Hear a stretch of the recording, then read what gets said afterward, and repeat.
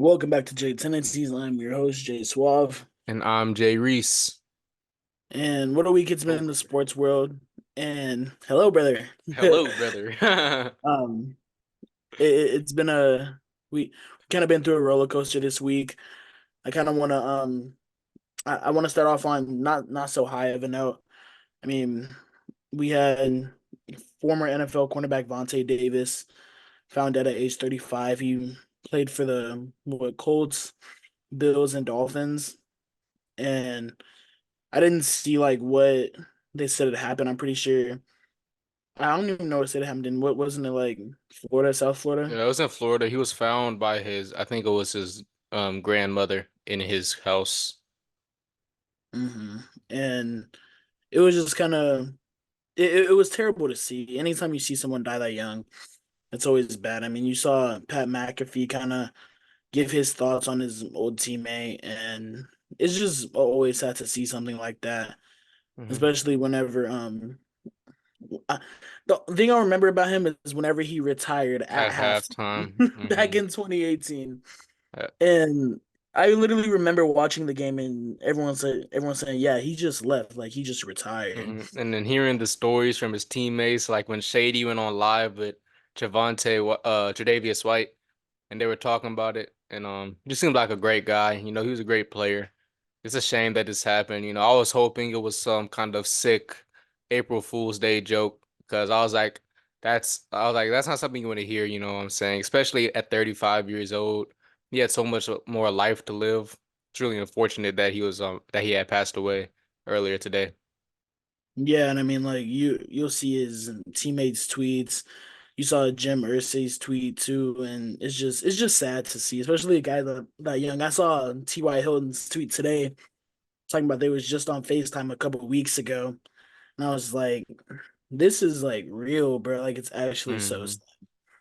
And it's just it's nothing easy to deal with for sure. But even then, I want to kind of get past this. I'm gonna go to more NFL news. There's been some free agency signings since we've last seen you guys, and I want to start off because this man used to be Philadelphia Eagle. You I know who you're quoted that talking he was about. a Philly legend. Hmm. Chiefs agreed to a 1 year deal with Carson Wentz, Jaden, Yep. and all I gotta say is y'all Ring better not let chasing. I'm the just kidding. that is ring chasing. It's gotta be at this point. Can't be mad at him And though. yeah, exactly. He just wants more rings than Foles. I Yeah. understand. So But I'm not tripping. I mean, I think it's a good signing. Honestly, I don't think Patrick Mahomes will get hurt, but honestly, if you're in this system, I think it's a good signing. What do you hmm think? Yeah, I think this is one of the better backups to have. When Carson Wentz is playing hot, he's one of the best quarterbacks playing the game of football. But we see what happens when he's not playing so hot, and we've seen it for the last couple years. He was an MVP candidate about 7 years, Jesus, That was s- 7 years ago. 7 years ago. Oh my Are goodness. we old? I think we're old, bro. I was about to say like I was about to say like a couple years ago, 5 years ago, 7 years. Oh my goodness. But not so long ago in 2019 though, that's still like 5 years ago, really. But he had 4,000 yards and he didn't have a single receiver over 500 receiving yards. So like he's a really good player and whenever he's given the chance to be a good player, unfortunate how his career turned out, things didn't go so hot in Indianapolis, losing to the worst team in the league to miss the playoffs. And he goes over to the Commanders, gets sacked 9 times in one game.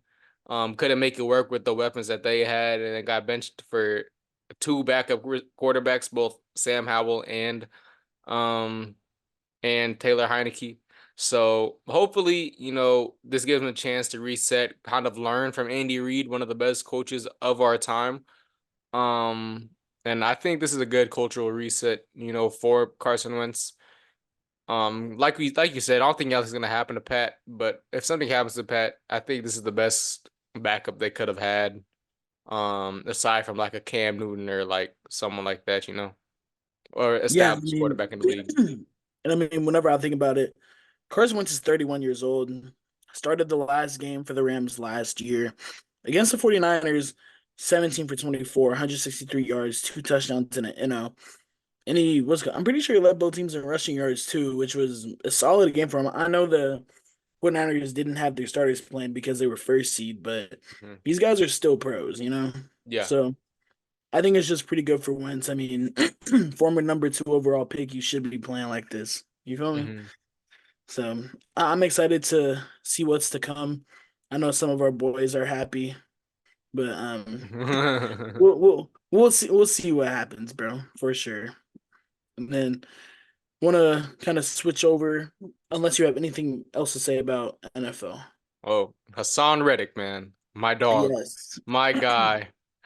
That Payne got traded to the New York Jets for a conditional third round that can become a second round if he plays 65% of the snaps.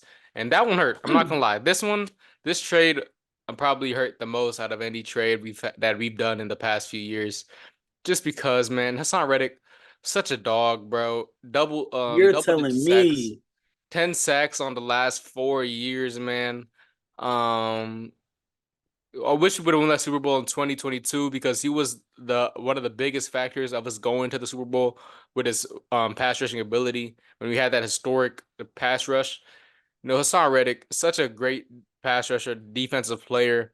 I know why we traded him. He's getting up there in age. He's reaching 30. I think he's gonna be 30 by the time the season starts, going into a contract year.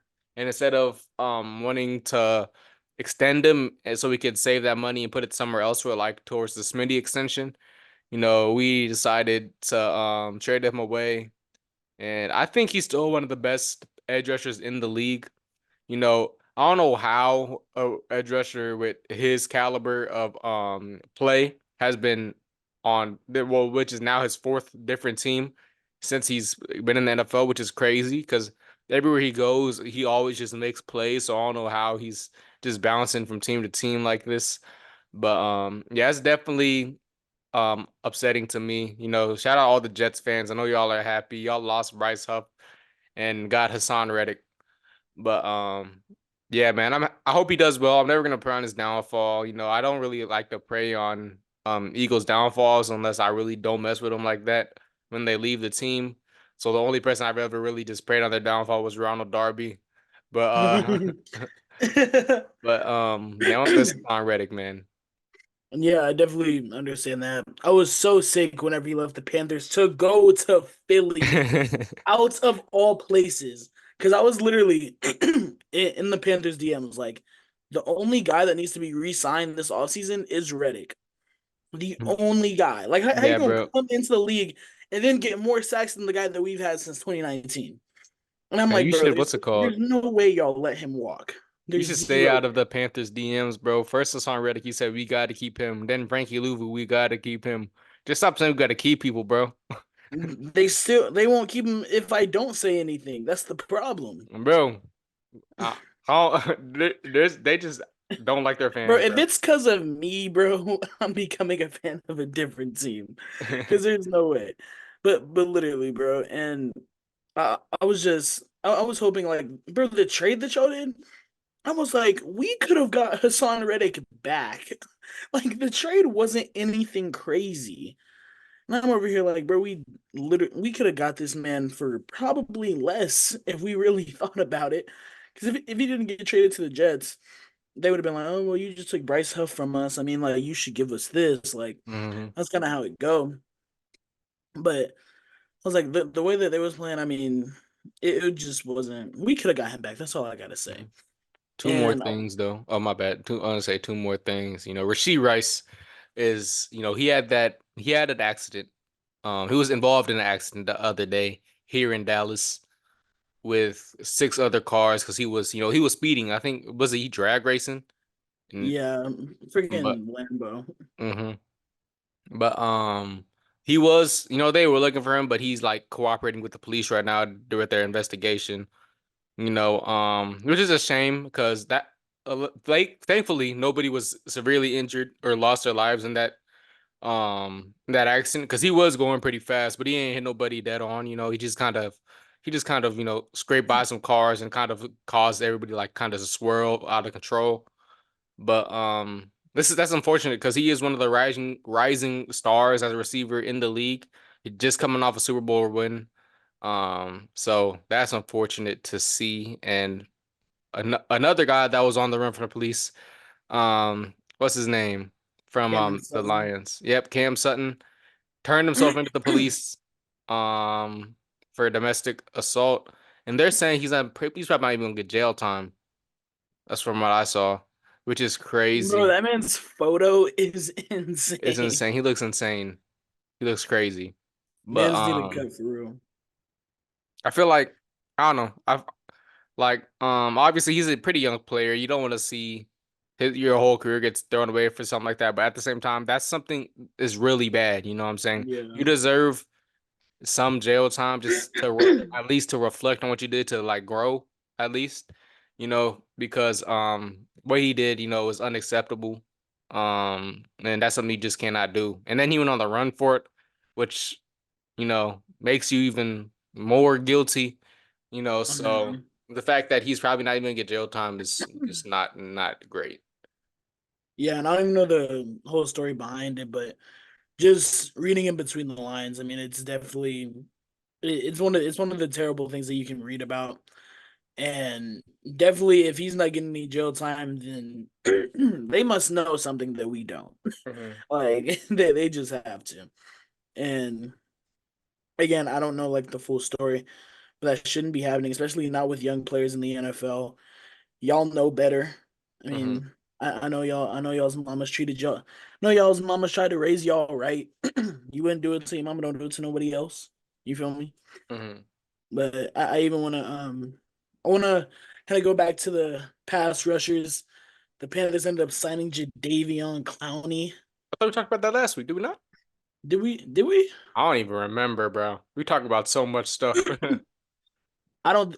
Well, we might have, We can still but talk about it though. I'm still excited, y'all. If I talked about it last week, I'm sorry. I'm excited for it because I feel like our defense with Evero Hero is still gonna be tough. I know we lost some guys, but I feel like the only dog we lost on the defense was Frankie. Hmm. And that's about all I feel like. Brian Burns, cool. We got DJ Wanham. And he had the same amount of sacks as him in what's it called? And we paid him like 30 million less. Hmm. So if you're gonna produce the same and we don't gotta pay you as much, so be it. Yeah. And we signed Sam Franklin. I mean, we got Jordan Fuller as safety. I think this year the defense will be pretty good, if not the same. I mean, I don't think if we decline, it's not gonna be by that much. Hmm. And I'm excited for the defense. I mean, I know we already talked about offense. I need the Panthers to really lock in for the draft because Hmm. I'm telling you right now, bro, Bryce, Bryce breakout season, bro. I'm I'm calling hoping, it bro. right now. I was signing him last year. I thought he was the runaway rookie of the year before the season started. Bro, that's what I said too. And then I watched the first game and I'm like, holy, I'm cooked. Bro, I watched I wasn't even convinced. I was like, everybody has a bad first game. Can't, even though CJ Stroud and Anthony Richardson played pretty okay. I was like, you know what? Watch this. I was like, I said if Bryce Young doesn't win it, it's gonna be Anthony Richardson. Anthony Richardson gets hurt. Then the first 4 games, you see CJ Stroud to show you like, yeah, I'm that guy. I'm But Jadeveon Clowney, that's a great signing, bro. He just coming off. I don't think it was a career year, but it was one of his best years in the league. 9.5 sacks. One of the best pass rush. One of the reason why that pass rush in Baltimore was so good last year. Going over to a team that needs some help on the pass rush. Losing Brian Burns. Jadeveon Clowney is also a great guy. I think he's gonna. I don't know if he's gonna be as productive as Brian Burns, but if you can get around 8 to 9 sacks again this season, I think you guys can be set up good. I think it's a good signing. I think it's because you didn't pay Brian Burns all that money. I think it has a higher upside. If he doesn't work out, then if Brian Burns doesn't work out, because Brian Burns is getting paid 150 mil for 5 years, I think it was, right? Yeah. So 157 mil. That's insane. So I definitely the only downside I think is that he is up there in age. He's like 30 some years old. So Yeah, that's not great for pass rushers. But you know, if he can still be productive, then I'd say that's a great signing right there. most definitely, bro. I'm excited for this upcoming year. I'm excited for the defense. I'm really just glad that Vero Hero didn't leave Hmm. because honestly, if he would have left, bro, No I faith. would have just been sick. No defense, no nothing. Just Bryce getting killed. Like I would have such a sad year, bro. I wouldn't even want to show up here and do the podcast. I'd be like, bro, I already know what we gonna talk about. I'd be there it'd just be me every week. Season episode starts off. Hey, hey, hey. Being happy that my team loses is crazy, bro. Nah, bro, because I already know it's gonna be a victory Monday for me too. So Bro, y'all are losing at least 18 games next year.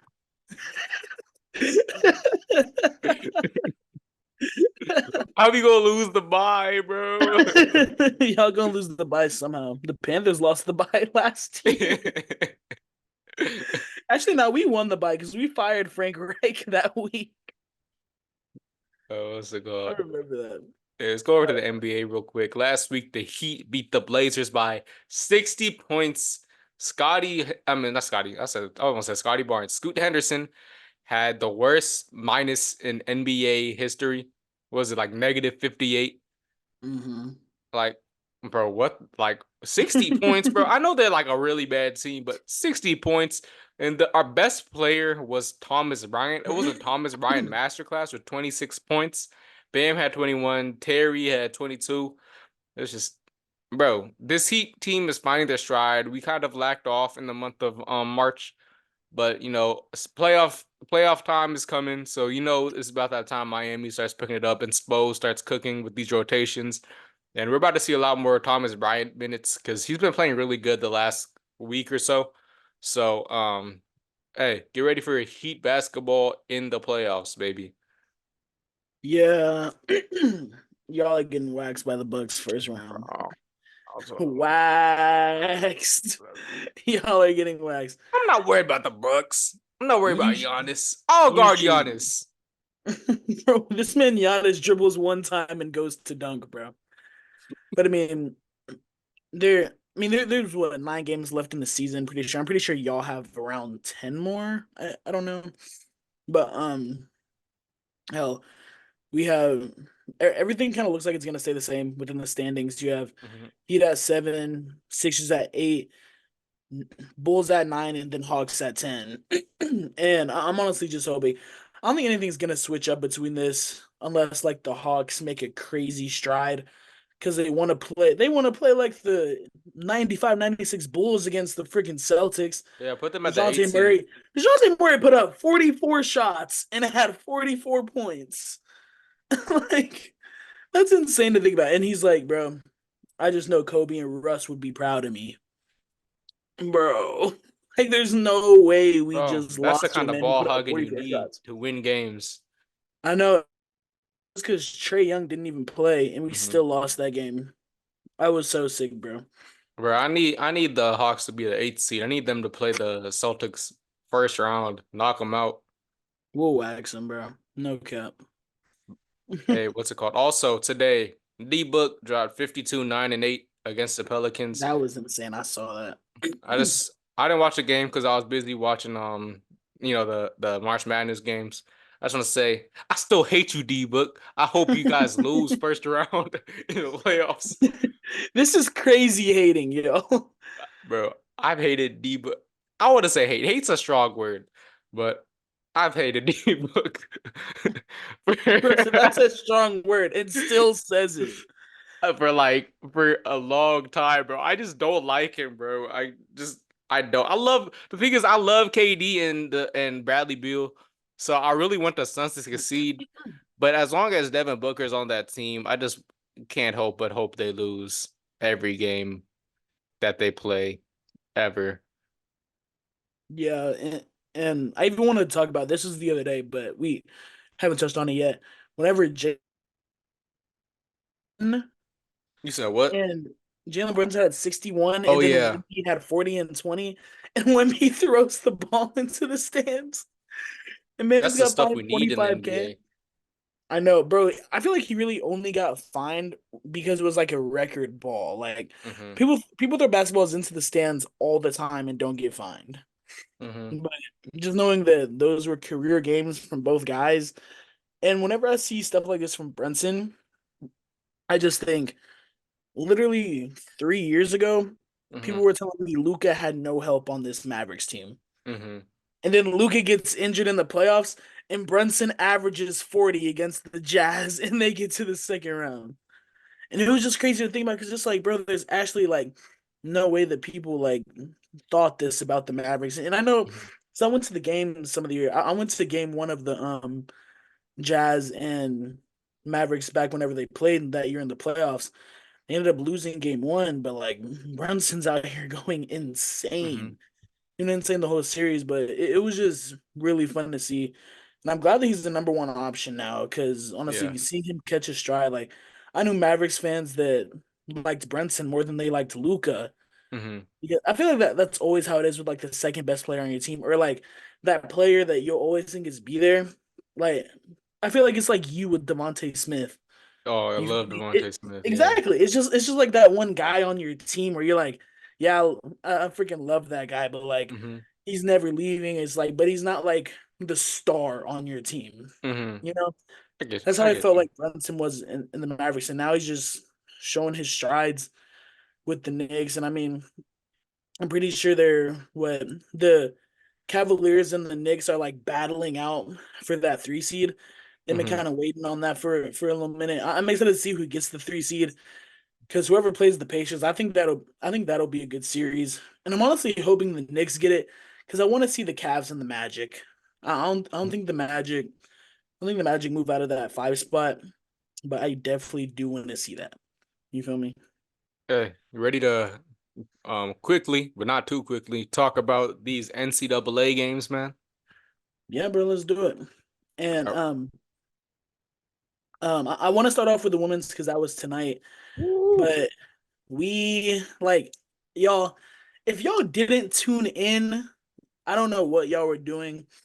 Tonight was peak cinema For from both these, for both UConn and USC to Iowa and LSU, both games were insane, guys. and we had. I'm gonna start off with the Iowa and what's it called LSU. LSU game.